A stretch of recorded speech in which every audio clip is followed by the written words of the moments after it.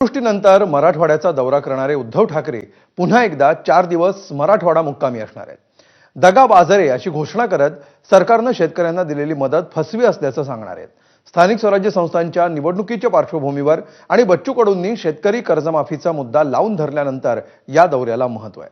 शेतकऱ्यांच्या बांधावरून पक्षाची बांधणी करण्याचा प्रयत्न यशस्वी होणार का पाहूया. उद्धव ठाकरे पुन्हा एकदा मराठवाड्याच्या दौऱ्यावर. 4 दिवस दगाबाजरे संवाद दौरा. शेतकऱ्यांच्या बांधावर जाऊन साधणार संवाद. मराठवाडा कधी काळचा बाळासाहेबांच्या शिवसेनेचा बालेकिल्ला.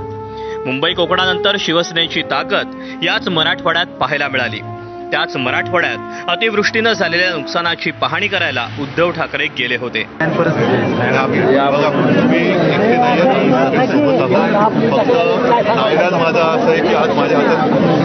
माझ्या हातात देण्यासारखं काही नाही. मी तुम्हाला फक्त एक धीर देतोय आणि आपण जे सगळे निवडून दिले ते सगळे आमदार खासदार माझ्या सगळे अधिकार फरक नाही. तुमच्या ज्या काही मागण्या आहेत त्या लावून देऊ आणि त्या मागण्याची एकच आहे, धीर सोडून आपण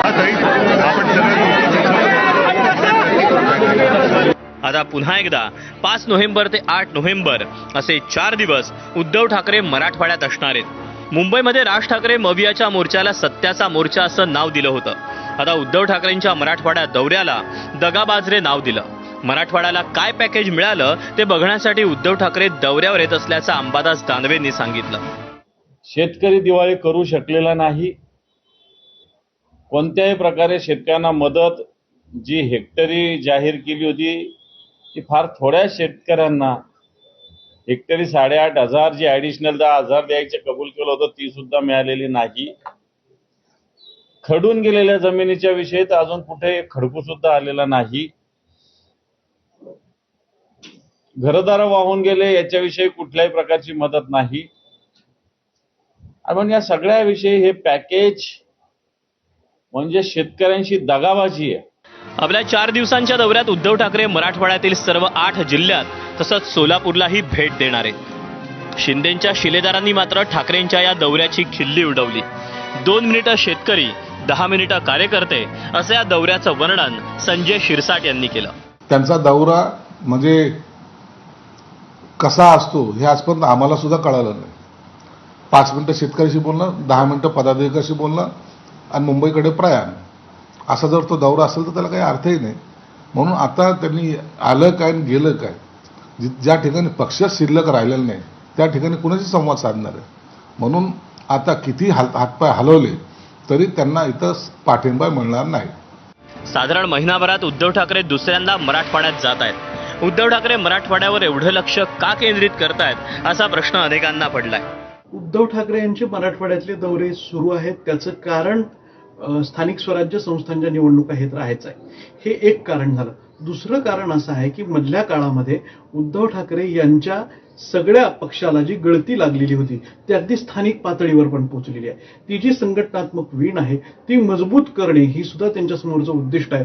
त्याच्यामुळे एका वेळेस शेतकऱ्यांची पण भेट घ्यायची आणि दुसऱ्या क्षणी कार्यकर्त्यांशी पण बोलायचं, असं साधारणतः यावेळेसच्या दौऱ्याचं चित्र दिसतंय. मे महिन्यात सुरू झालेला पावसाळा संपला तरी गेलेला नाही. आजही अनेक शेत शिवारात पावसाचं पाणी आहे. तूर, मका, कापूस, बाजरी, सोयाबीन काहीही शिल्लक राहिलेलं नाहीये. सरकारनं 31,000 कोटींचं पॅकेज जाहीरही केलं, मात्र अद्यापही पुरेशी मदत शेतकऱ्यांपर्यंत पोहोचत नसल्याची विरोधकांची तक्रार आहे. अतिवृष्टी काळात उद्धव ठाकरे यांच्या पक्षाचे खासदार ओमराजे निंबाळकर शेतकऱ्यांच्या मदतीसाठी रात्रंदिवस झटले. त्या परिसरात ओमराजेंबद्दल जिव्हाळ्याची, सहानुभूतीची भावना आहे. मात्र त्या भावनेचा फायदा उचलण्यात पक्ष कमी पडला असंही बोललं जात आहे. मुंबईनंतर जर कुठे आशा असतील उद्धव ठाकरेंच्या पक्षासाठी तर त्या मराठवाड्यात आहेत. कारण याच मराठवाड्यानं शिवसेनेला बऱ्यापैकी बळ दिलेलं आहे. चांगली जमीन उद्धव ठाकरेंना कुठली वाटत असेल तर ती मराठवाड्यातली वाटते आणि याच कारणामुळं उद्धव ठाकरेंचं इकडे लक्ष आहे. भाजपामधला अंतर्गत विरोध, धुसफूस ज्याला म्हणता येऊ शकेल, अशी सुद्धा तुम्हाला मराठवाड्यात जास्त दिसेल. सगळ्या भाजपच्या नाराज वर्गाच्या दुर्लक्षामुळे शिवसेनेला इथे चांगलं वातावरण तयार करता येऊ शकेल हे उद्धव ठाकरेंना ठाऊक आहे म्हणूनच शेतकरी आंदोलन, मराठा आंदोलन आणि राजकीय पाठिंबा यासाठी उद्धव ठाकरेंच्या मराठवाड्यातील चक्रा वाढलेल्या आहेत. बाळासाहेब ठाकरेंवर मराठवाड्यानं भरभरून प्रेम केलं, शिवसेनेला भरभरून दिलं. शिवसेनेची 2 शकलं झाली आणि मराठवाड्याची ताकद शिंदेंसोबत गेली. त्यातच शेतकरी कर्जमाफीचा मुद्दा बच्चू कडूंनी हाती घेतला होता. बच्चू कडूंना सरकारसोबत बोलणी करण्यात यशही आलं. हा मराठवाड्याचा दौरा म्हणजे ते गेलेलं ॲडव्हान्टेज परत मिळवण्याचं, तसंच आगामी स्थानिक स्वराज्य संस्था निवडणुकाआधी शेतकऱ्यांच्या बांधावून पक्षाची बांधणी करण्याचा उद्धव ठाकरेंचा प्रयत्न असल्याचंही बोललं जातं. कॅमेरामॅन बाळासाहेब पाचवणेसह मी कृष्णा केंडे, ABP माझा, छत्रपती संभाजीनगर.